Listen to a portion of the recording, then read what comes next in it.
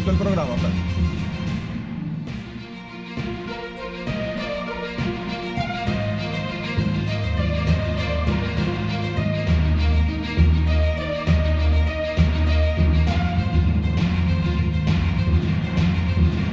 Señoras y señores, muy buenos días. Bienvenidos todos a País 2024. País 2024, el programa de las elecciones, el programa de los partidos políticos, el programa de los líderes políticos en República Dominicana. Gracias por estar con nosotros y desde Fuerza del Pueblo recibo con agrado al ingeniero Freddy Pérez, miembro de la dirección política de esa organización. Ingeniero, gracias por estar en País 2024. Muchas gracias por tu invitación y el 24 ya estamos al doblar de la esquina, tendrá que llamarse País 2026. El tiempo pasa rápido y verdaderamente las agrupaciones políticas están preparando toda su estructura, los pasos que se tienen que dar para llegar lo mejor preparado para los dos sorteos, el 1 de febrero, las municipales, claro, y luego las elecciones grandes en el mes de mayo. Ahora, en el día de hoy, terminando ya este año, Fuerza del Pueblo, ¿qué ha significado 2022 para ustedes? Que es donde verdaderamente, como organización política, han podido mostrar cuál va a ser la muestra que nos darán para 2024, empezando desde la estructura que la están fortaleciendo y segundo, el crecimiento que a menudo ustedes pues nos muestran en los medios de comunicación. Nosotros iniciamos con un proceso de fortalecimiento. Estamos en un proceso de crecimiento y vamos a terminar el 24 de terminar el 23, para junio del 23, terminar con el proceso de crecimiento en el sentido de que ahora mismo tenemos más de 1 millón, casi 1.300.000 en nuestro padrón depositado en la Junta Central Electoral de miembros y para febrero aspiramos a 1.500.000 y para junio a 2 millones.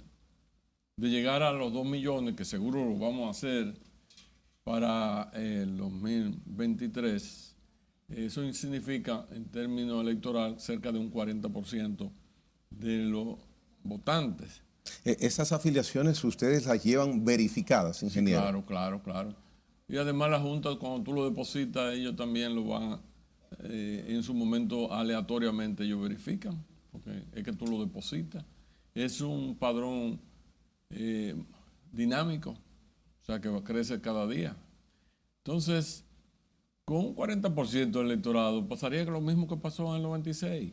En el 96, cuando el presidente Leonel Fernández fue candidato, salimos con un 10%. Unos meses después, la Galo hizo un sondeo, una encuesta, y salimos con un 30%. Quiere decir que todas las miradas giraron hacia el PLD de ese momento. Lo mismo va a pasar ahora. El único partido en crecimiento sostenido es la Fuerza del Pueblo. Entonces nosotros entendemos que con un 40% no hay que esperar a nadie. Ingeniero, pero esa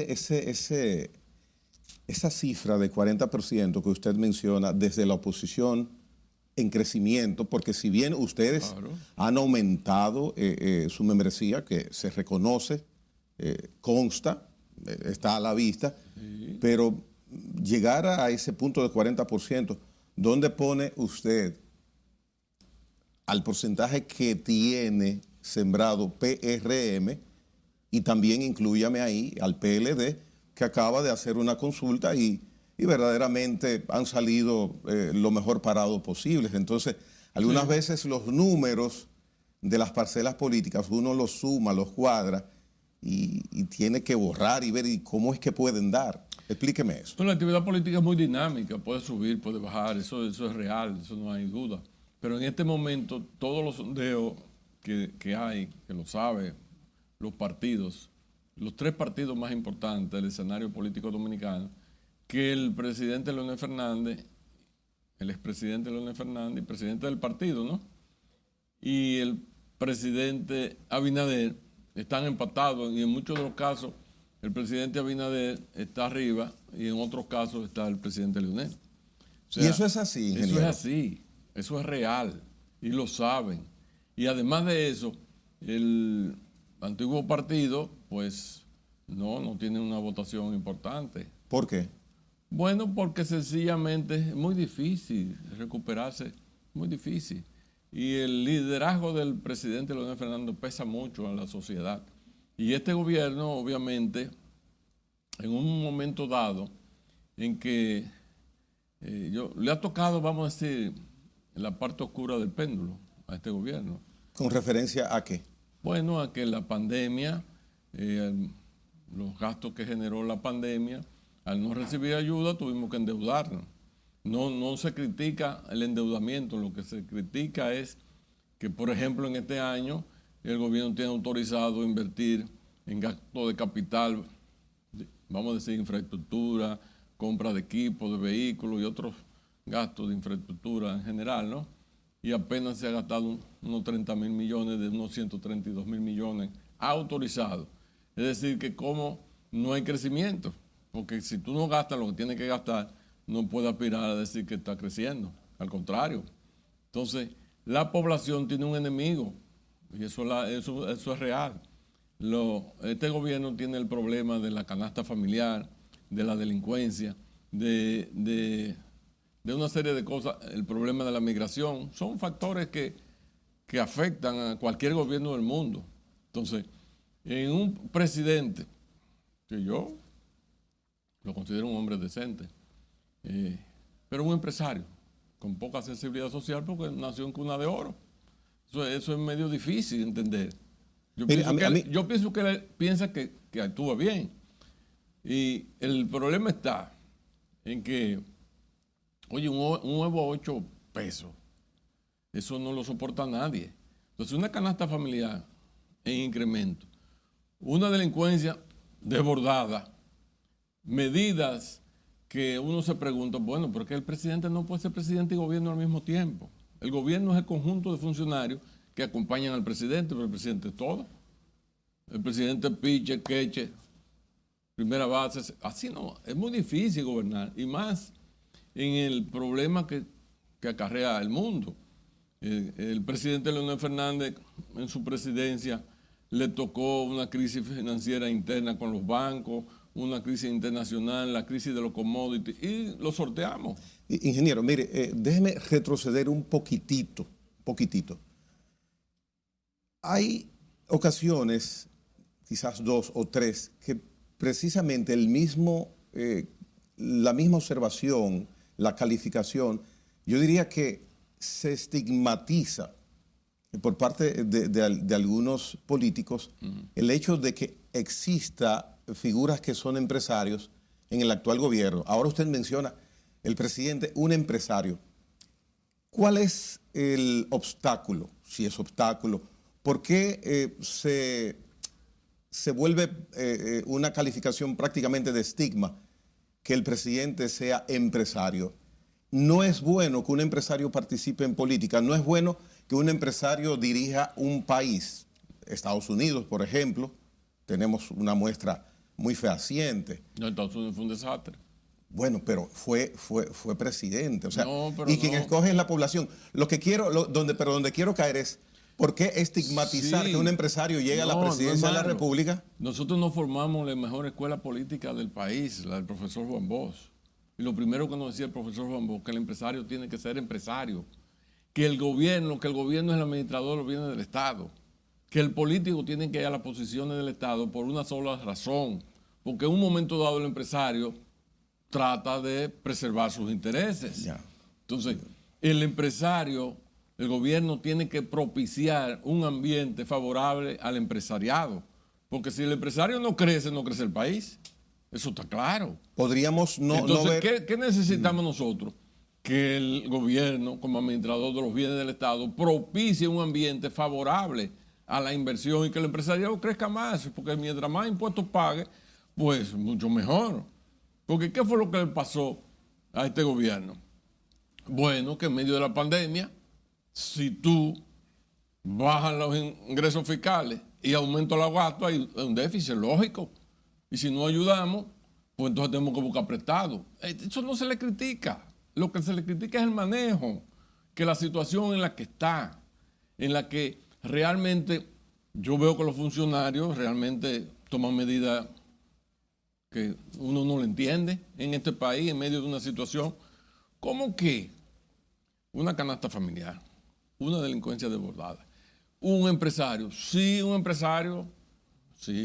pero no le estamos criticando que sea empresario ni su empresa. Lo que se critica es que esté en el cargo. Él no nació haciendo la empresa, su papá hizo las empresas, el conjunto de las empresas. No estamos criticando eso, lo que decimos. Pero no debe estar en el cargo un empresario. Veríamos pocos empresarios en un gabinete de Fuerza del Pueblo, por ejemplo. Veríamos pocos empresarios.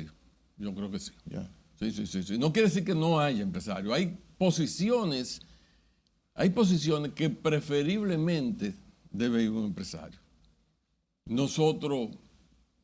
Pero el presidente no. Aquí tenemos un ejemplo. El mejor ejemplo lo tenemos aquí en este estudio. Ajá. Tenemos a Franklin García Fermín. Exacto. Pero ¿qué pasa? Que esa institución son educadores. ¿Y cómo ha funcionado? Excelentemente bien. Todos los que han ido a esa posición son educadores. Búscalo. Educadores. ¿De dónde salió Franklin? De la UAS. Nació no en una clínica, nació en un aula. Bueno, y Ligia, y lo mismo que Alejandrina. O sea, es el mejor ejemplo. O sea, si tú pones, que es lo que yo critico, ¿cómo yo puedo entender que el presidente Abinader permita cambiar la ley de una institución para poner un abogado donde debe haber un ingeniero? Yo no lo puedo entender. Yo no critico si es bueno o es malo, que no lo puedo entender. Que no puedo entender cómo un presupuesto autorizado ahora salgan que va a sobrar dinero, cuando yo fui ministro de Obras Públicas y lo que nos falta es dinero siempre. ¿Cómo puede sobrar dinero? Los gobiernos del presidente Leonel Fernández, en su primer periodo, ¿qué hizo? Hoy no modificó la Comisión Nacional de Reforma del Estado, la Comisión Presidencial de la Justicia, después la modificación de la Constitución en el 2010, que dieron la base fundamental del Estado Social de Desarrollo de este país. ¿Por qué? Bueno, porque se modificó la ley de presupuesto, la ley de crédito público, la ley de contratación, la ley de... Todo eso se hizo. O sea, el presidente Leonel Fernández ha gobernado, no se detiene en detalle, gobierna para la nación, para el presente y el futuro. Entonces yo creo que la realidad que te he planteado es esa. La población está mirando y está mirando el comportamiento de sus ciudadanos y lo que lo van a representar.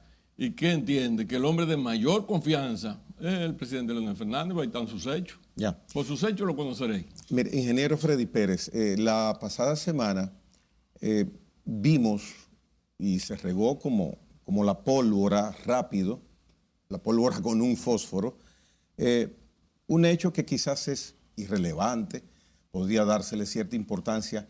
Se determinó qué pasó con el contenido de parte del padrón de Fuerza del Pueblo, donde en un momento determinado se veía que, por ejemplo, Abel Martínez era miembro en ese padrón de ustedes de Fuerza del Pueblo y otros dirigentes más del PLD. Eso es insignificante.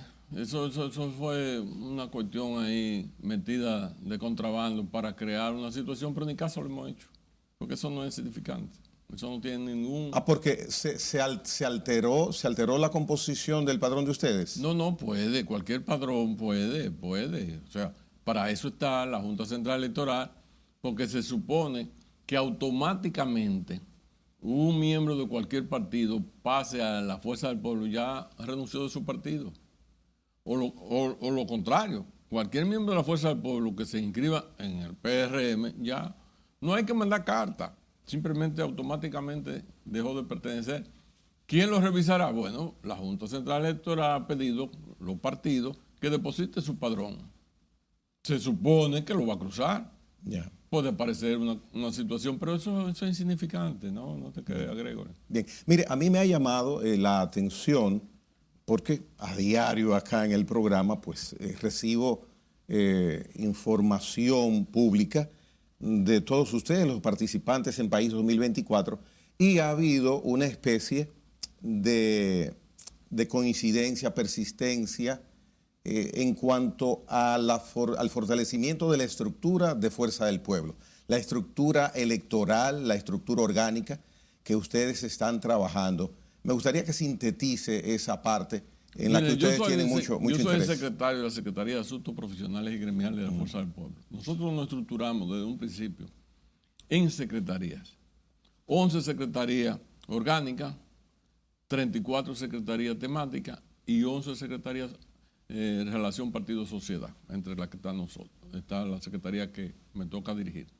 O sea, al estructurarla por secretaría, cada secretaría, la secretaría que yo presido, tiene su local en El Millón y cada quien hace su trabajo. Al estructurarla por secretaría, tenemos respuesta siempre del acontecer del día a día del país, tanto de las noticias nacionales como internacionales, porque cada secretaría se ocupa de sus asuntos. Por ejemplo, la Secretaría de Asuntos de la Vivienda se acabará de juramentar este sábado que yo estuve presente. ¿Cuál es la función? Atender los problemas y la política de gobierno en términos de vivienda. Aquí hay un déficit histórico de la vivienda, por más que se construya. Y en este gobierno se ha construido muy poca vivienda. Ahí están las muestras. No es cambiarle un techo, es hacer vivienda, grandes proyectos habitacionales. Entonces, eso significa que todavía ningún gobierno hemos podido acorralar el déficit, con el agravante de ahora ha aumentado increíblemente el costo de la vivienda, el costo de los alquileres, la canasta familiar, la delincuencia, y eso mantiene en zozobra a la ciudadanía. Pero la verdad es que yo espero que nosotros cerremos este año lo más tranquilo posible. Por ejemplo, una medida. Yo no puedo entender, como la sociedad no entiende, cómo tú permites que en la provincia, tú pasas de noche y todos esos sitios de vendida de alcohol están llenos de alcohol. Entonces tienen mayor número de empleados para atender. Si tú lo cierras en los momentos pico, tienes que votar los empleados porque no tiene cómo pagarle. Entonces permite aquí. Entonces todo el mundo va a coger para acá. No, hombre. Así no. Eso no. Ningún borracho sale a robar. El borracho es porque está celebrando lo que se robó. Entonces yo no veo la razón de... Y menos en diciembre, tú me dices, ahora que van a controlar los ruidos. Pero señores, este es un país que se bebe la crisis, se la bebe. Pues alegre. Entonces tú vas a controlar la música ahora, de noche, en diciembre. No. Pues así no. Muchas veces he escuchado al expresidente Leonel Fernández indicar que este gobierno es ineficiente. ¿Por qué él dice eso? Bueno, pero mira, hay algo. Sí, en el 2019 nosotros teníamos un compromiso financiero de unos 46,000 millones, equivalente a un 52, 53, 59.2% del PIB. Y ya estamos en un 68% del PIB, 59,000 millones. Entonces, con una deuda tan alta y un presupuesto, el más alto de la historia, de más de 900,000 millones, y te autorizan a infraestructura gastar 132, y lo que tú has gastado, y ya estamos en diciembre, que es prácticamente 30,000 millones. Entonces, hay una ineficiencia en el manejo del Estado. Pero solamente obras públicas, ingeniero Pérez, tienen carpeta en ejecución 650 obras. Entonces, eso es trabajo, eso es realización. Yo fui ministro de Obras Públicas. Y le pido su opinión. Me imagino que tiene información al respecto. Yo fui ministro de Obras Públicas. Ajá.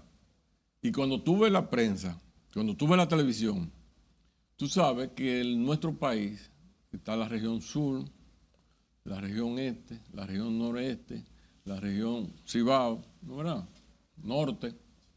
Cuando tú ves la prensa y tú dices que está interviniendo la autopista Duarte a 270 kilómetros, tú lo puedes creer porque un 60% de la población no circula por la autopista Duarte. Pero tú lo que está interviniendo es punto de la autopista Duarte. Punto. Entonces tú pones en la prensa, en la televisión, que está interviniendo 270 kilómetros. No, hombre, no está invirtiendo. Es pírrico lo que se está haciendo.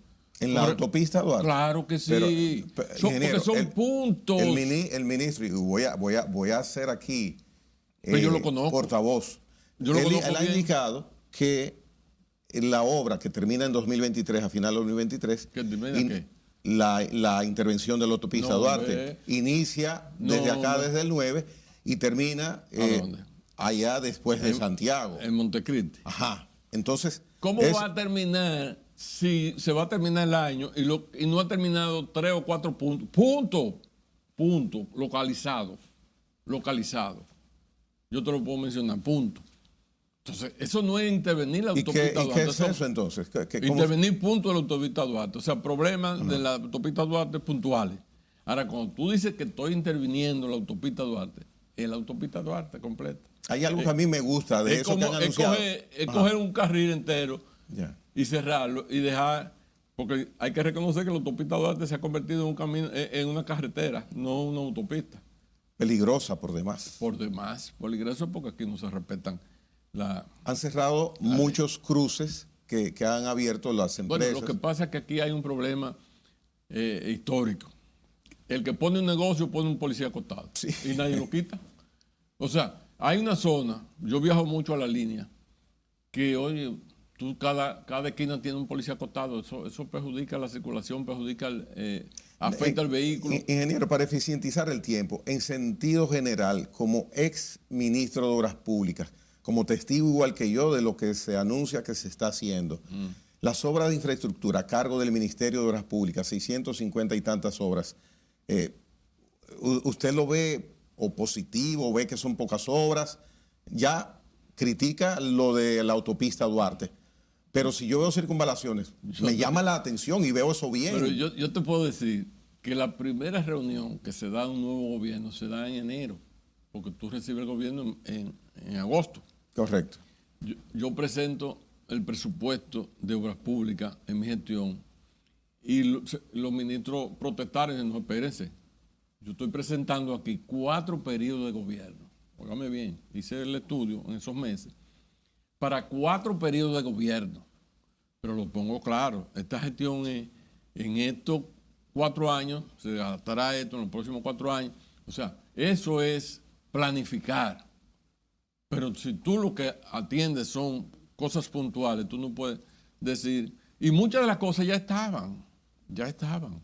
Entonces, yo entiendo que no, que si tú tienes tanto dinero para gastar y no lo gastas, es un problema de manejo presupuestal.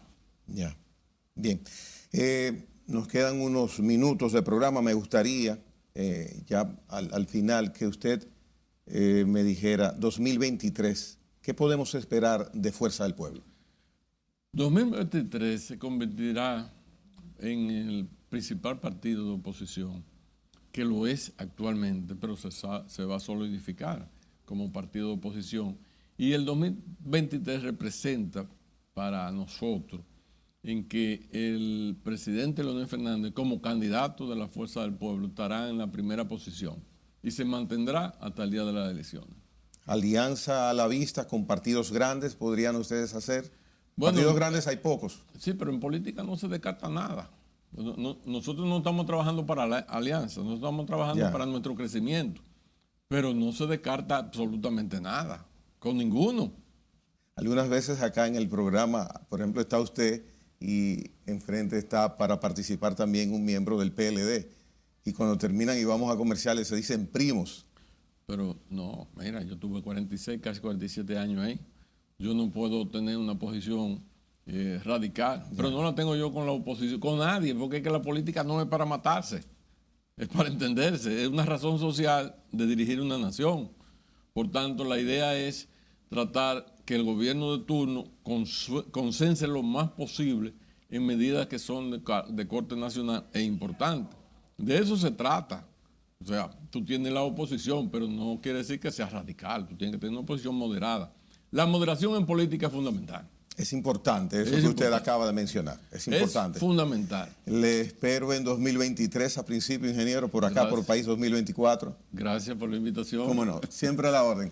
Señores, el ingeniero Freddy Pérez, miembro de la Dirección Política de Fuerza del Pueblo, estuvo con nosotros. Otro representante de otra organización política, después de la pausa, viene con nosotros. Franklin García Fermín, PRM.